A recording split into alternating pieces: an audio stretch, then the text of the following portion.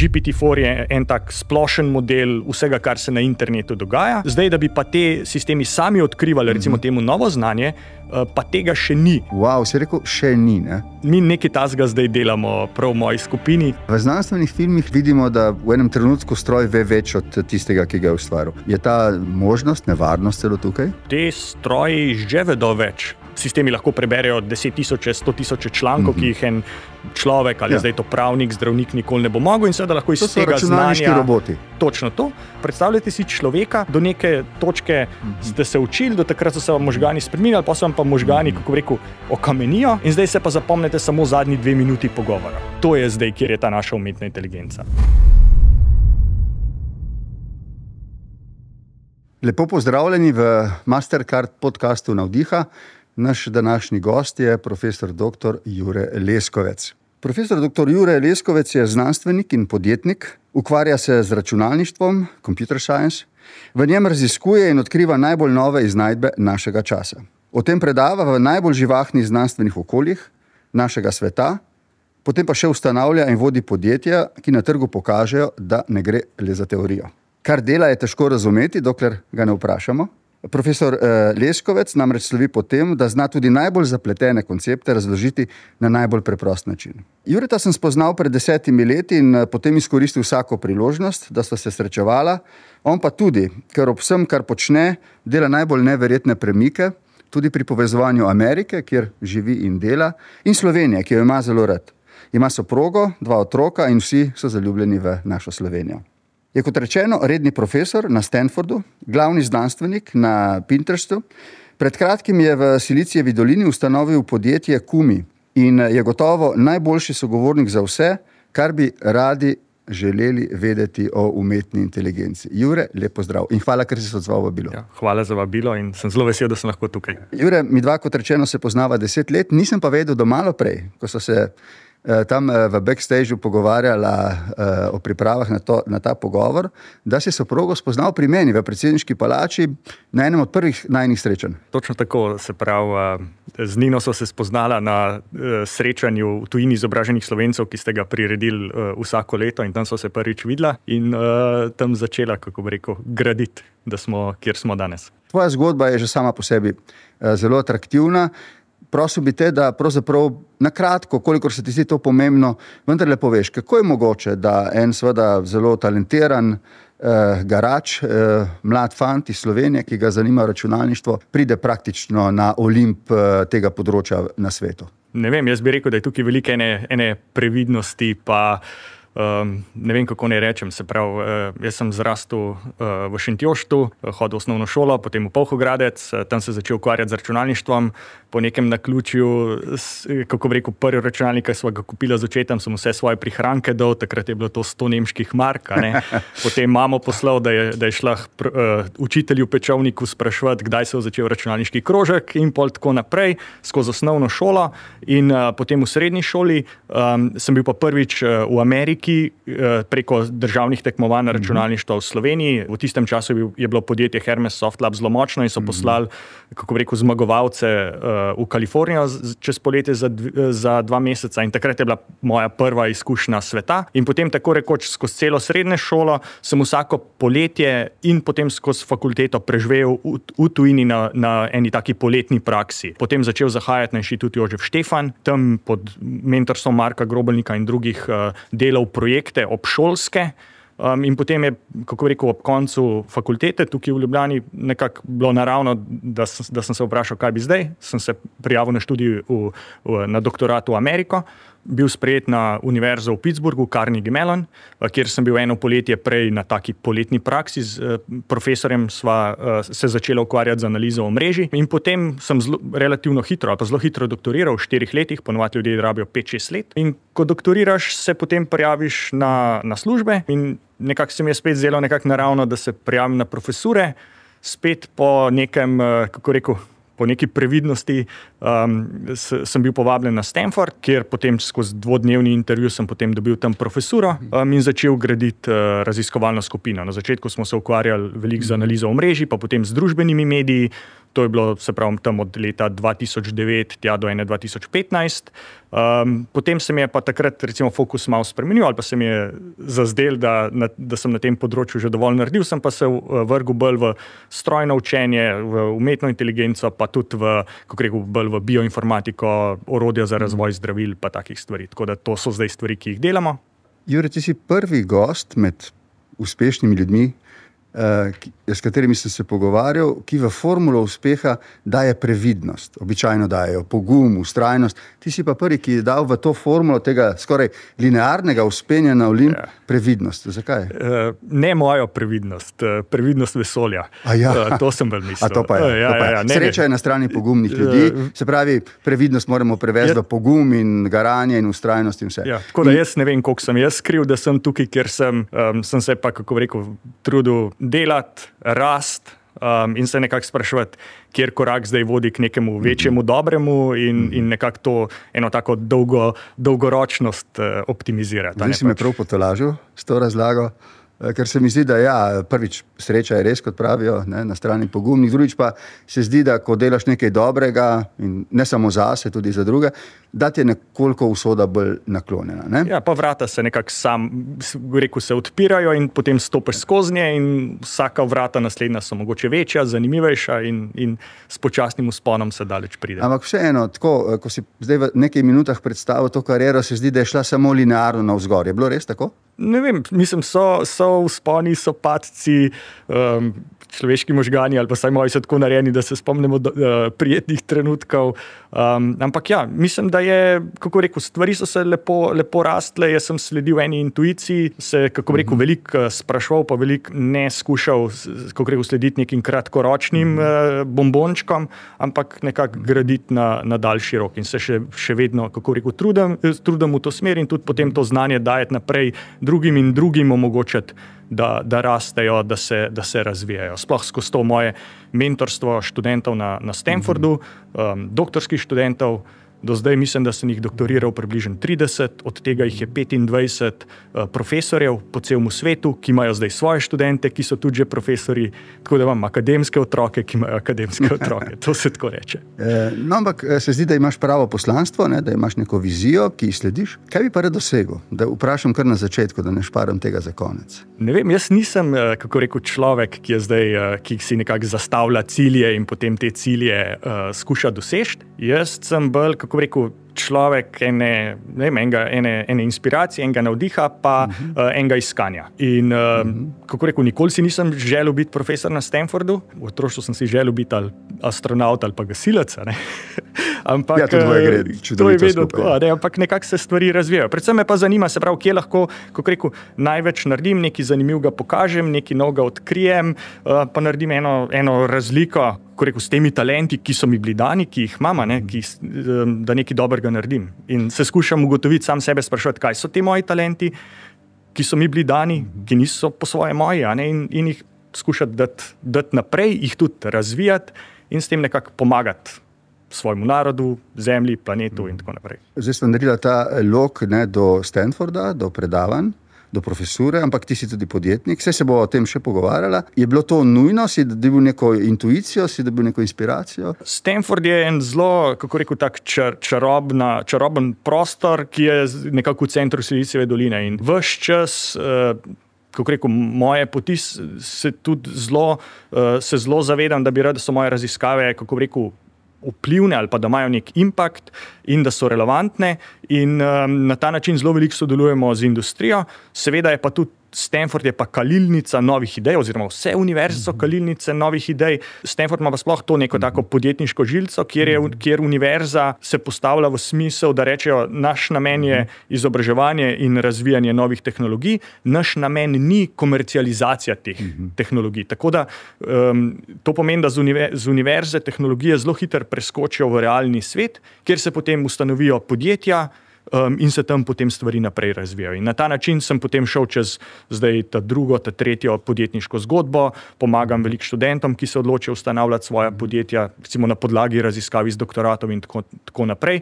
Stanford je tukaj zelo, kako rekel, liberaren v smislu, da ne hoče tehnologij zaščititi pod patenti in tako naprej, ampak jih predvsem hoče, da čim prej vidijo svet in potem tam zaživijo eno svoje življenje. O čem predavaš? Jaz predavam 2 predmeta. En je o recimo analizi omrežij oziroma kompleksnih podatkov, druga je pa o analizi velikih količin podatkov. Nam lahko malček za tiste, ki se na to ne spoznamo, razložiš? Oba predmeta sta na področju recimo temu umetne inteligence in podatkovne analitike, kjer je vprašanje, kako iz velikih količin podatkov kako rekel, iztisniti ven zakonitosti, znanje, trende in za koliko podatkov gre tukaj? To gre, se pravi, v smislu tega se gre, da trend, ki se je zgodil, je, da so zdaj veliki podatkovni centri, kjer so ti podatki distribuirani čez tisoče računalnikov in je vprašanje, kako zdaj usprogramirati, da 1000 računalnikov koordinirano išče vzorce in analizira te velike podatke. Lahko daš en primer?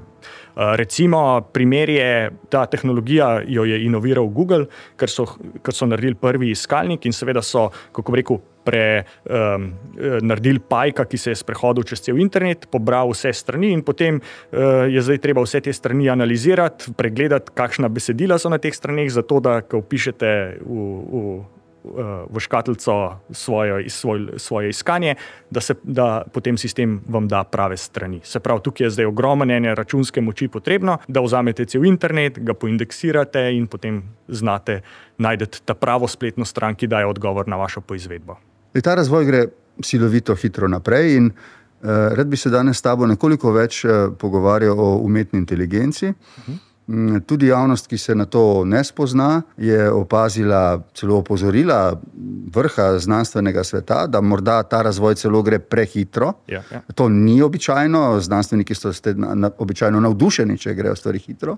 Tokrat je bilo opozorilo, da grejo morda prehitro. Kako si ti razumel to opozorilo? Jaz mislim, da je ta reakcija naravna in je tudi pravilna. Razvoj je res skokovit. In je zelo pomembno, da pri tem ne zgubimo, kako rekel, da ohranimo trezno glavo in je tudi pomembno, da ljudje opozarjajo da ne gledamo samo tehnologije v tehnološkem smislu, ampak da gledamo tehnologijo tudi v družbenem smislu. In te klice, recimo k temu previdnosti, jaz vidim predvsem v smislu te družbenih vplivov tehnologije, da se razmisli nekako celostno, kako zdaj to tehnologijo regulirati, nadzorovati, preprečevati, da bi bila škodljiva za ljudi, za družbo, hkrati pa še vse nekako jo naprej razvijati. Ko gre za opozorila glede regulacije, jaz te pozive in opozorila razumem. Tukaj sploh se mi zdi, da na tem področju države, kot glavni regulator, kaj šele mednarodne organizacije, daleč zaostajamo, kar ni vedno nujno slabo, ampak v glavnem pa se zelo zaostaja. A misliš, da je mogoče, če pustiva regulacijo, sploh sicer znanstveno zaustaviti razvoj umetne inteligence? Ali je to sploh mogoče, brez te regulacije? Jaz mislim, da regulacije ne potrebujemo zato, da bi ustavili. Mi rabimo regulacijo, mi pač ne vem, recimo, da temu rečemo regulacija, rabimo zato, da bo ta tehnologija bolj varna. Ja, tako. Sej lahko rečete, recimo, meni se zdi lep primer letalska industrija. Rečemo, ja, letalska industrija je regulirana, ampak ne mislimo zdaj, da je prepovedano, da se, kako rekel, prepoveduje, ampak se reče, tukaj so znanstveni standardi, se pravi, so standardi, ko se zgodi nesreča in nesreče se dogajajo, so v avionih črne skrinjice, vsako nesrečo zelo dobro zanaliziramo, potem se obstajajo javne agencije, ki potem podatke o tej nesreči naredijo javne, se pravi, da vsi proizvajalci letal zdaj se iz tega nekaj naučijo, potem mogoče ta regulator gre in preveri, da so vsa ostala letala tudi varna in potem ima vsako letalo dovoljenje za let in tako naprej. En tak način bi mogoče bil tudi tukaj na področju umetne inteligence, da ko se zgodi nesreča, da so tukaj črne skrinjice ali pa ekvivalenti tega, da se to dobro razišče, da so rezultati nesreče, kako bi rekel, javni in dostopni vsem, ki se s tem ukvarjajo, da potem lahko so te sistemi, kako rekel, bolj varni in na ta način nekako se dogaja napredek. Ampak v tem razvoju umetne inteligence, kaj je bil ta preskok, ta prelom, ki je potem na nek način poklical znanstveno skupnost, da je opozorila pred tem skokovitim razvojem? Kaj se je zgodilo? Ja, zdaj, ta konkreten prelom, ki se je zgodil, so te veliki jezikovni modeli, temu rečemo po slovensko, oziroma Large Language Models, LLMs. Predvsem pa nas je presenetil napredek, ki ga je naredil OpenAI, skupaj z ogromno podporo Microsofta, s tem svojim zadnjim velikim modelom GPT-4, GPT-4, GPT-4, formi, temu rečemo. Jaz ga imam sicer res, zato ker ko sem ga vprašal, kaj si misli o meni, je rekel, da si bil precej dober predsednik. No, super. Izvoljen. Se pravi, to je bil ta velik preskok. Zdaj, kako bi rekel, ki je pojem umetne inteligence iz teh znanstvenih krogov nekako prenesel v družbeni krog in nekako inspiriral stotine milijonov ljudi. Zdaj, ta razvoj tega se je pa začel že recimo enih 10-15 let nazaj in najprej na področju računalniškega vida. Se pravi, tukaj so se 3 stvari... Računalniški vid je, Računalniško vid je analiza slik. In to se je začelo recimo tam 2012-2015, so nekako na področju umetne inteligence, strojnega učenja, se je naredil en preskok v analizi nevronskih mrež, se pravi umetnih nevronskih mrež. Prej, kako bi rekel, so bile metode umetne inteligence, niso bazirale na nevronskih mrežah, so bazirale tam v 60-ih, 70-ih letih, pa se je pa to malo pozabili in potem so se te metode recimo temu skoraj na novo odkrile. To je bil en način in smo se tam leta 2012-2015 naučili graditi zelo globoke nevronske mreže. Prej so bile te nevronske mreže zelo plitke in so imele zelo malo teh nivojev, kako bi rekel, nivojev. Zdaj so pa zelo globoke.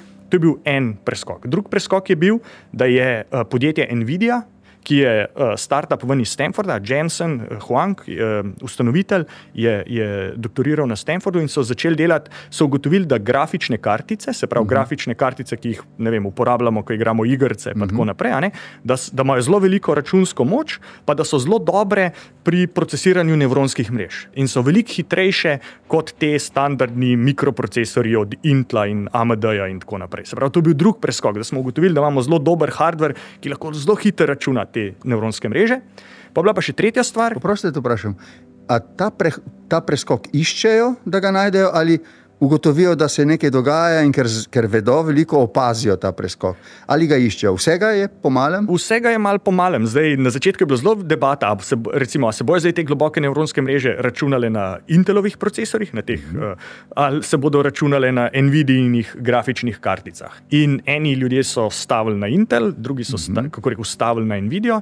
Zdaj se je izkazalo, da je Nvidijina pot bila tista ta prava in zdaj se vse računa na Nvidijinih čipih, ki so zelo, zelo hitri. Seveda rabite tudi Intelov procesor zraven, ampak tako. In, kako rekel, za nazaj zmeraj je tako, da se za nazaj stvari zdijo zelo, zelo enostavne. V tistem trenutku je pa ogromen različnih odločitev in različni ljudje se različno odločijo, na koncu pa ena pot se pokaže mogoče za bolj pravo. Tako da nazaj na to, se pravi, drugi nivo so grafični procesori in tretja je bila pa inovacija, kako rekel, programska, sistemska z Googla, temu orodju se je rekel TensorFlow, ki je pa omogočil zelo lahko programiranje tega. In tudi potem so na Stanfordu, kolegica Fei Li, so naredili veliko podatkovno zbirko slik, reče se ImageNet, na katerem so potem podjetja, univerze tekmovale, kdo boljš prepoznava slike.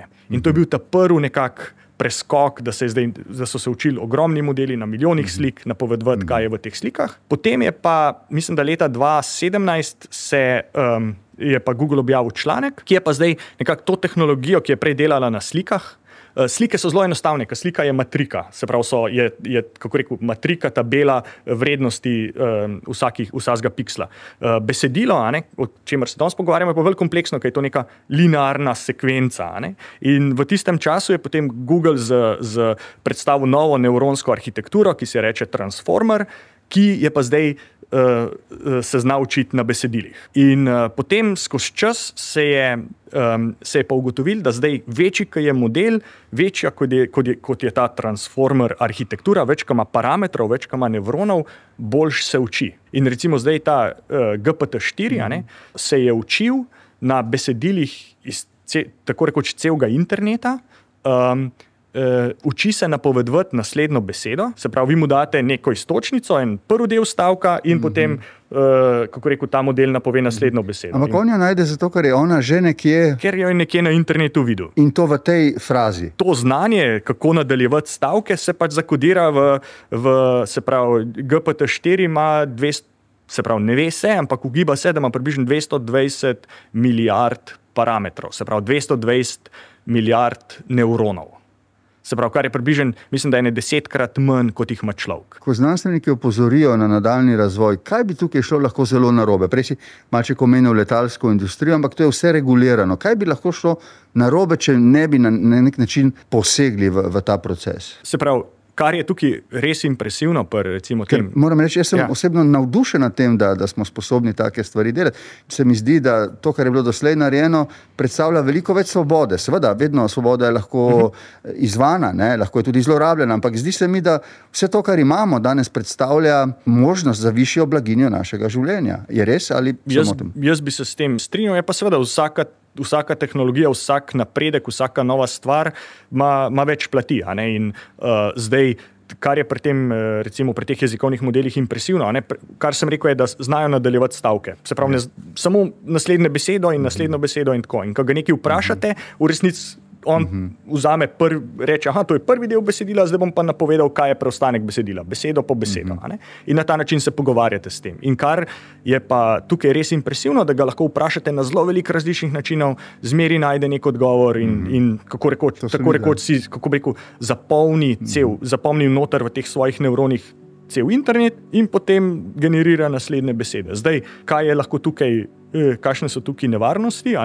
Recimo ena, se mi zdi, konkretna nevarnost je na področju, predvsem, kako rekel, recimo temu ali sovražnega govora, družbenih medijev, ker je zdaj kar naenkrat lahko zgenerirate veliko različnih agentov, zelo veliko besedila, to plasirate in tako naprej. Tukaj se mi zdi ena zelo kratkoročna, recimo temu nevarnost, da se da to zlorabiti v take slabe, recimo temu slabe namene, v neke propagandne namene za dosego kakršnega koli cilja tistega operaterja, in da je to zelo lahko, kako rekel, skalirati in zgraditi te umetne agente in robote in tako naprej, ki se pogovarjajo, ki se oglašajo, seveda z določenimi navodili, kako se ne oglašajo. In kar naenkrat se zdi, da ne vem, na internetu, če hočete, na družbenih medijih, da ljudstvo misli eno, v resnici pa ljudstvo misli drugo. Se pravi, tukaj je mogoče ena stvar v smislu obstoja demokracije. To je recimo ena stvar, ki se mi zdi, da je pred nami pa resna. Pa so pa mogoče druge, ki so pa mogoče malo bolj oddaljene. Ko slišimo, da so razvili neko recimo sijajno zdravilo, ki so ga iskali dolgo časa, si znamo predstavljati, da so bili znanstveniki v laboratoriju in z epruvetami in s kompjuterji, ampak prišli do tam. Skratka, si znamo predstavljati okolje, v katerem to nastaja. Kakšno je okolje, v katerem nastajajo ti siloviti znanstveni premiki? A so to računalniki, je to samo software ali se to ustvarja še kaj novega? Kako to izgleda? Kako to izgleda? Fizično to izgleda, da so to take, kako bi rekel, dolge vrste miz in na vsaki strani mize 2 monitorja in ljudje programirajo. Zdaj, kar se je za OpenAI, ki je zgradil ta GPT-4 model, je pa seveda tukaj zelo veliko partnerstvo z Microsoftom, kjer je Microsoft tako rekoč za njih zgradil prav poseben data center, se pravi podatkovni center, z 25,000 teh NVIDIA-nih procesorjev, kjer en procesor stane tam $30-40 tisoč. Zagotovili so dovolj električne energije, da se je potem ta sistem učil. Na temu sistemu je delal tam 1000 ljudi, recimo, cirka. Koliko časa približno? Sistem se je učil, to se ne ve, ampak ne vem, pol leta, 1 leto. Potem, ko so imeli pa sistem naučen, so pa porabili še naslednjega več kot pol leta, da so pa nekako preverjali in se prepričali, da je varen za uporabo, karkoli že to pomeni. In potem so ga dali zdaj na voljo, da se ljudje s tem igrajo. Zdaj, v znanstvenih filmih, zdaj se sklicujem na to, da ni mogoče postavljati neumnih vprašanj. V znanstvenih filmih vidimo, da v enem trenutku stroj ve več od tistega, ki ga je ustvaril. Je ta možnost, nevarnost celo tukaj? Te stroji že vedo več, kot vemo ljudje. Hitreje procesirajo mogoče, ampak a tudi vedo že več? Lahko jih vprašate stvari, ki jih sami ne veste. Se na ta način že lahko rečete, da vse to je odkril človek. Kako? Vse to, kar oni vidijo, je odkrilo človeštvo, da tako rečemo. Skupnost. Seveda. Ne več od tega. Ne več od tega. Ne morejo odkriti nečesa, kar človek prej ni odkril. Lahko samo hitreje procesirajo to, kar je v neko novo kvaliteto. Drži? To je zelo dobra poanta. Se pravi, sistemi lahko preberejo 10.000, 100.000 člankov, ki jih en človek ali zdaj to pravnik, zdravnik nikoli ne bo mogel in seveda lahko iz tega znanja. Roboti. Točno to. Zdaj, da bi pa te sistemi sami odkrivali, recimo temu novo znanje, pa tega še ni. Če bi to hoteli, morate pa imeti nekako zaključeno zanko, rabite tak sistem, ki potem izvaja neke eksperimente, se iz teh eksperimentov uči in predlaga nove eksperimente. Wow, si rekel, še ni, ne? Mi nekaj tasga zdaj delamo prav v moji skupini. In zdaj gremo k tebi. Recimo za razvoj zdravil. Ti si zdaj seveda znanstvenik na Stanfordu, imaš pa tudi svoje podjetje. Ne vem, kje delaš to, na Stanfordu ali v podjetju? Jaz sem polno zaposlen profesor na Stanfordu. Stanfordski sistem je tak, da nam dovoli en dan na teden biti tudi, kako rekel, vključen zunaj univerze. Niso ljubosumni med zasebnim in javnim in državnim? Ne, seveda moramo, kako rekel, vse te naše angažmaje poročati, da ni konflikta interesov. Tukaj je ta konflikt interesa jemljemo zelo, zelo resno in dokler ni konflikta interesov, je vse v redu, ampak načeloma nam dovolijo en dan na teden, pa vsakih 5 let lahko za 2 let zapustimo univerzo. In jaz delam znotraj teh parametrov. Se pravi, na univerzi. Imaš neko skupino študentov ali še kaj več? Jaz imam skupino približno 30-40 ljudi, od tega 10-15 doktorskih študentov, recimo tam 5 podoktorskih študentov, pa dva zaposlena raziskovalca, ki mi pomagata, pa še eno množico dodiplomskih, magistrskih, ki pa pomagajo zraven. In če ni skrivnost poslovna ali kakšna druga, znanstvena, kaj zdaj skušate narediti ali ugotoviti? Prej sva govorila, da so te jezikovni modeli zelo impresivni, da se je ugotovili, da večji kot je model boljš dela, to prej ni bilo jasno. In zdaj na Stanfordu se pa predvsem ukvarjamo s tem, rečemo foundation model, se pravi foundation v smislu, da imaš en tak fundamentalni model. Se pravi, da si se zdaj GPT-4 je en tak splošen model vsega, kar se na internetu dogaja, ampak zdaj, če recimo bi pa lahko rekli, hočemo imeti specializiran model za dano domeno, za kemijo, za biologijo, za medicino, za pravo. Za politiko. Mogoče za politiko.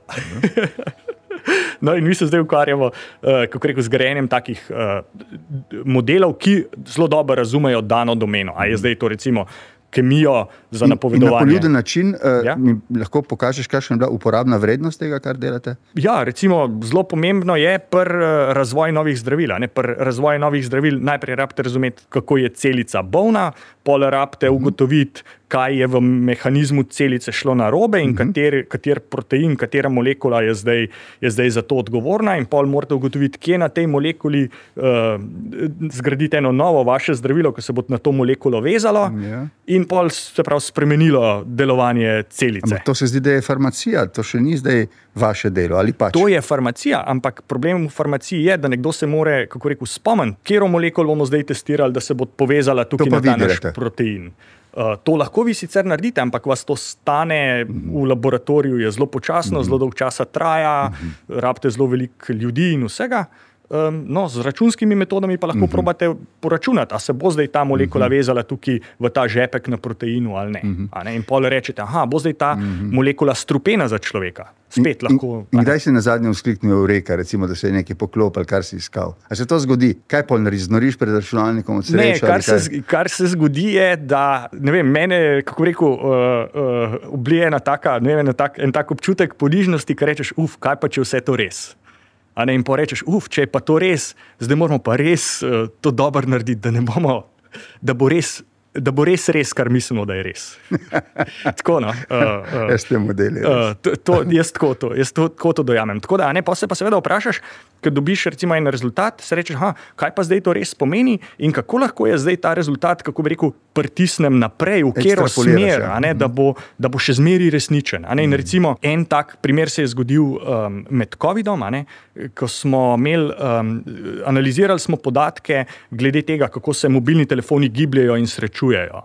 In potem se je zgodil COVID in smo rekli, lahko to uporabimo za boljše razumevanje širjenja virusa. In recimo tam smo zelo veliko, kako rekel, novih znanstvenih trditev dosegali in seveda potem reče, če sem jaz zdaj prvi, ki to trdi, moram biti res siguren in si moram res upati, da sem jaz tisti, ki to trdi, ker mislim, ali pa je moja skupina, ali pa moji sodelavci, da smo mi tisti, ki to trdimo. Skratka, na vse načine moraš priti do istega rezultata. Ja, oziroma ga rečeš, kako bi jaz zdaj sam sebi dokazal, da to, kar tukaj mislimo, da je res, da ni res. In ko se dolg časa trudiš to sesud, pa ti ne rata, pa rečeš, pa res mora biti res. Zdaj, to delate bolj ali manj na univerzi. Ja. Kaj pa v podjetju? Kdaj si začel podjetje, zakaj si ga začel? Kaj je bil motiv za to, da si šel v podjetništvo? Kako rekel, Stanford je zelo smo vpeti v to Silicijevo dolino in tudi ves čas inoviramo in se sprašujemo, kako lahko zdaj te naše raziskave, kako rekel, pomagajo, spremenijo svet. Prvo podjetje sem ustanovil 2015 in potem skupaj s podjetjem smo se pridružili podjetju Pinterest, kjer sem bil 5 let, recimo temu, glavni znanstvenik, chief scientist, in sem, kako rekel, bil zadolžen za razvoj komplet platforme, recimo za umetno inteligenco na Pinterestu. In potem to se je uporabljalo od, kako rekel, priporočanja, uporabniške izkušnje, oglaševanja, lovljenja raznih, kako rekel, slabih fantov, če hočemo temu tako reči, se pravi, raznih, se pravi, goljufij pa tega, pa raznih informacijskih vojn pa tako. Tako da to, potem pa neki točki, kako rekel, sem se odločil, da je mogoče tistega dovolj in je trajal proces, kako bi rekel, 1 leto pa pol, 2 raziskovanja, spraševanja, zdaj, kaj bi bila ta prava ideja, kjer moje znanje lahko pomaga, pa nekaj, kar rešuje resen problem neki stranki, nekomu, in potem smo pač prišli do tega podjetja Kumo. Ime pomeni Kumo, je japonska beseda, ki pomeni oblak. Ali pa plav, odvisen kater kanji, se pravi, katere pismenke uporabljate, pomeni oblak ali pa pajk. No in je super, zato ker mi imamo pa nekak pajka, ki raziskuje vaše podatke, ki so v oblaku in vam iz teh podatkov, kako bi rekel, daje uporabno znanje. Mimogrede, ko govoriš o zbiranju podatkov, že prej si to omenjal, tukaj verjetno pa je neka regulativa, ali je ni, mislim, ali kako? Ali tisto, kar je v oblakih, je vse naše in vaše? Ne, seveda je regulativa od GDPR-ja naprej in ostalo, ki se kako rekel, zelo spoštuje. Varnostni standardi so zelo visoki. Zdaj v našem podjetju delamo na podatkih, ki so last drugih podjetij. Se pravi, če ste neko proizvodno, trgovsko, kakršnokoli podjetje, imate neke podatke o svojih izdelkih, o svojih strankah, in mi na vrh tega delamo, se pravi, znotraj podatkov posamezne organizacije. Se pravi, ni zdaj, da bi nekako šli na internet, ampak... V podjetju imate zdaj koliko ljudi? 40. 40. Zdaj, oprostite, vprašam tako, te ljudje treba se vsak teden, vsak mesec plačevati. Ja. To so znanstveniki? Niso poceni verjetno. Ja. To mora biti nek vzdržen poslovni model. Kaj ustvarjate, da tudi prodajate? Kaj torej zanima trg od tega, kar vi delate? Zdaj, ta posloven model, recimo teh sploh startupov iz Silicijeve doline je zelo drugačen. Se pravi, geneza recimo nas je taka, da smo 3 soustanovitelji, da smo, kako rekel, prišli na plano z neko idejo, z nekim, recimo temu, poslovnim načrtom, zelo okvirnim, in potem šli do teh poslovnih angelov, se pravi venture kapitalistov, startup inkubatorjev. To se ni nič bistveno spremenilo od Steva Jobsa naprej ali kaj takega? Ne, to še zmeraj se še vedno pred garažo pripeljajo in ponudijo. Ja, in prideš in tam se greš pogovarjati in zdaj vidiš in potem se nekako zmenaš da, kako rekel, rečeš, mi 3 imamo zdaj 100% tega našega podjetja in ga nekomu prodamo, 10% za nek denar. In ta denar pol pride noter in iz tega se potem plačujejo ljudi, dokler tega denarja ne zmanjka, in takrat je spet treba iti in še prodati še dodaten delež podjetja, da lahko pripeljete še dodaten denar in seveda upati, da v 4-5 letih boste pa prišli na pozitivno ničlo. A smem vprašati, kaj je zdaj vaš cilj glede produkta, če sem prav vprašal?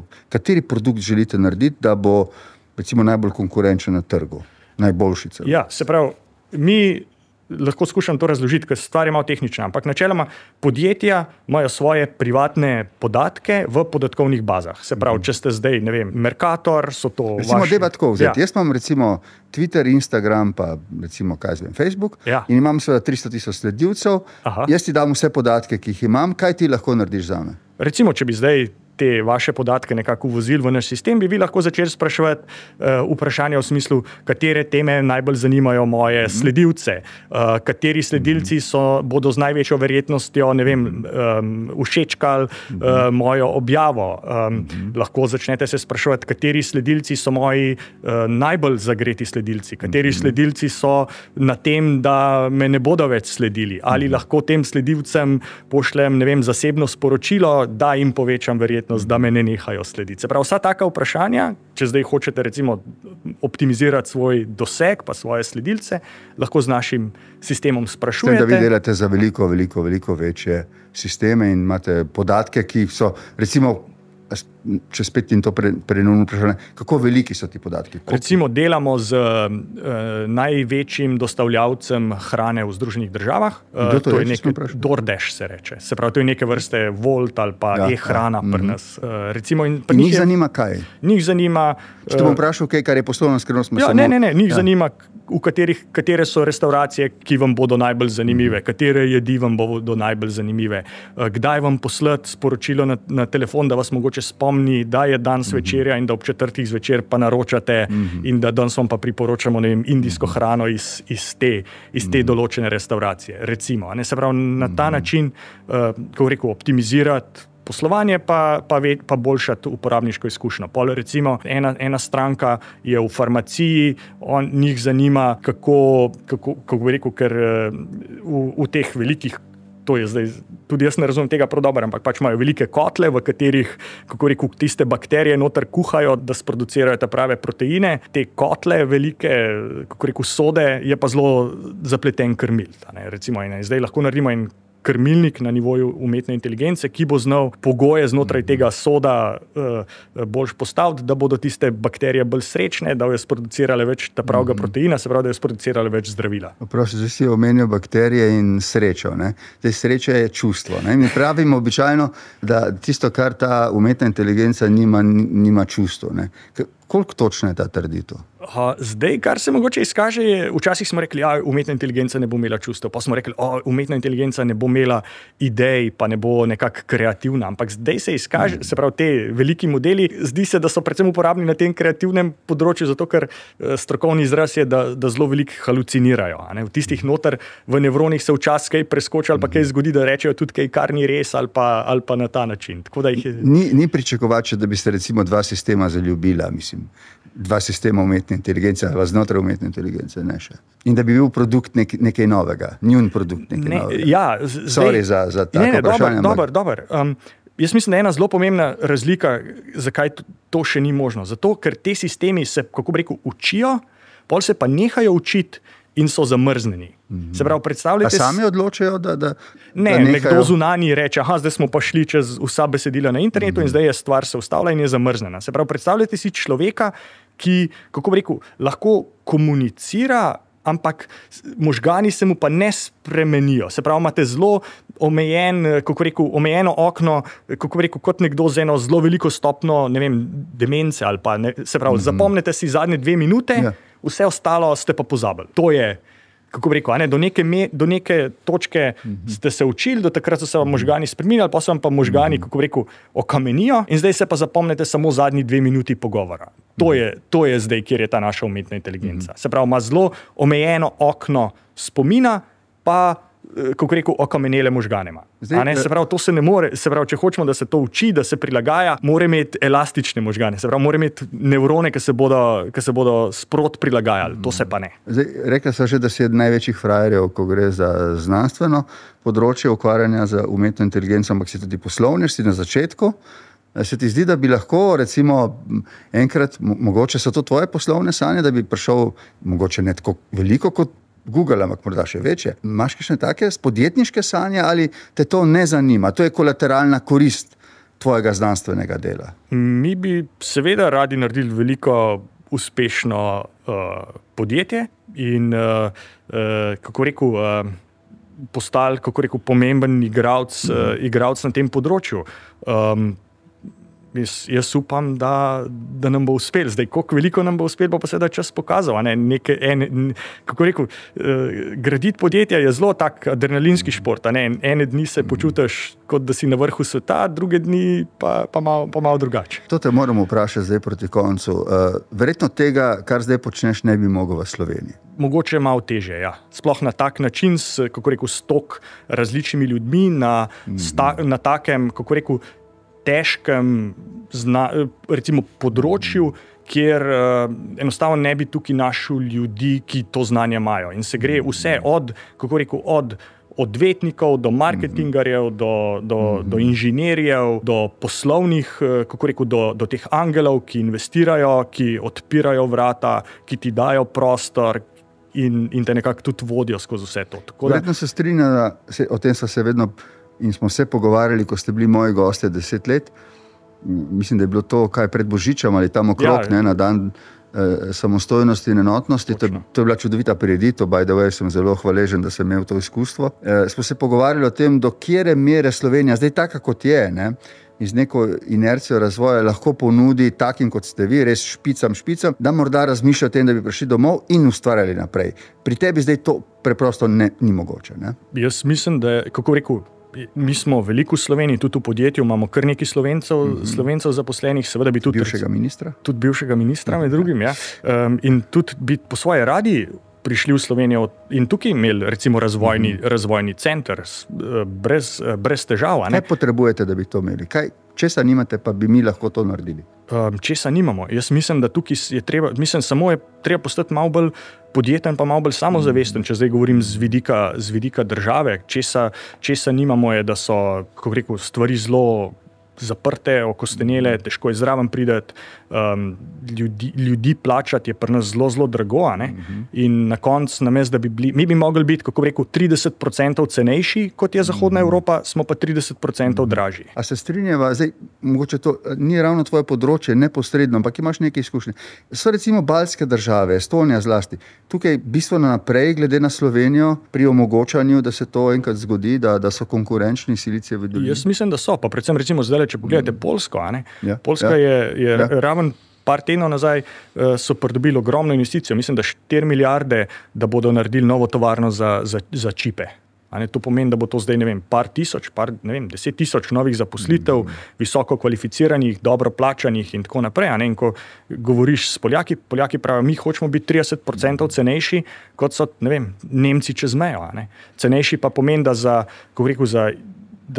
je, kako rekel, sistem tak, da lahko človeka dobro plačaš in da mu tudi nekaj ostane. Jaz ne razmišljam več o političnih programih, ko sem bil v tej karieri, ampak če bi me danes kdo vprašal, ali imam en nasvet za razvoj Slovenije, bi rekel eno samo stvar. Dati več prostora za inicijativo ljudem. Ker mislim, da Slovenci smo ravno tako bistri, inteligentni, poleg tega smo pošteni delavci, smo garači tudi. Imamo vse te prvine, ki delajo lahko uspešne ljudi in uspešna podjetja. In seveda prilagoditi temu neko mesto in velikost in vplivnost države. Jaz bi se strinjal, seveda poudarjamo te kvalitete Slovenije v smislu varnosti, okolja, vsi se moramo tudi zavedati, da smo Slovenci, da imamo tukaj stare starše, bratrance in da imamo otroke, pa vse. Hkrati je pa treba tukaj najti eno dobro ravnovesje med to stranjo, pa predvsem stranjo, pa tudi drugim aspektom, ki je pa možnost za delo.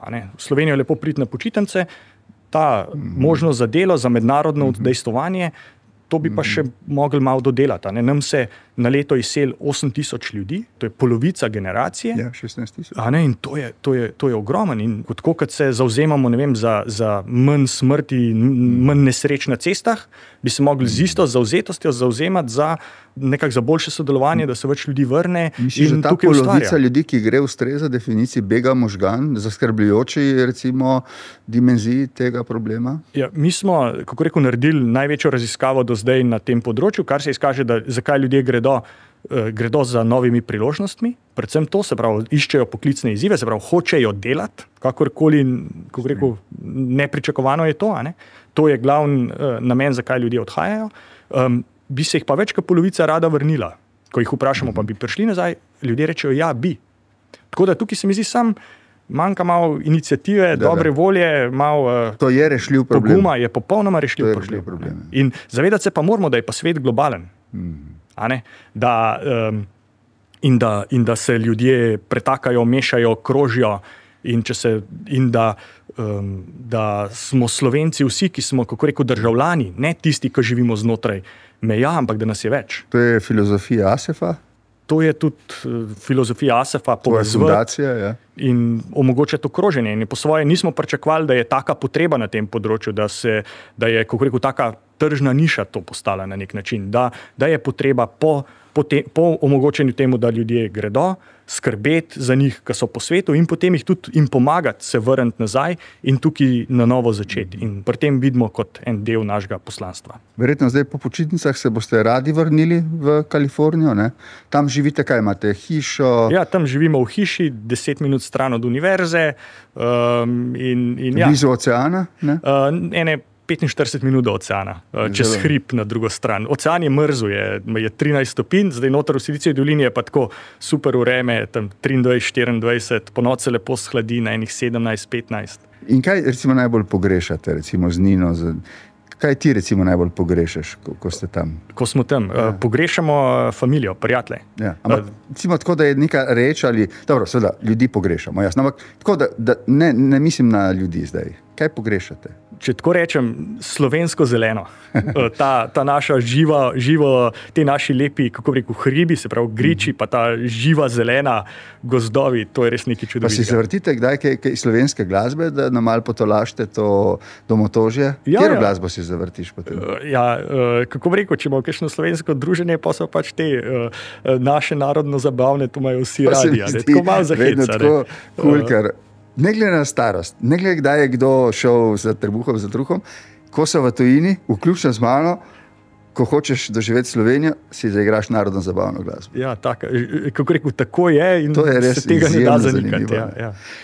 Jure, jaz se ti zahvaljujem, bil si sijajan gost, skušal sem se čim več naučiti, mislim, da so zelo poslušali tudi naši gledalci, gledalke.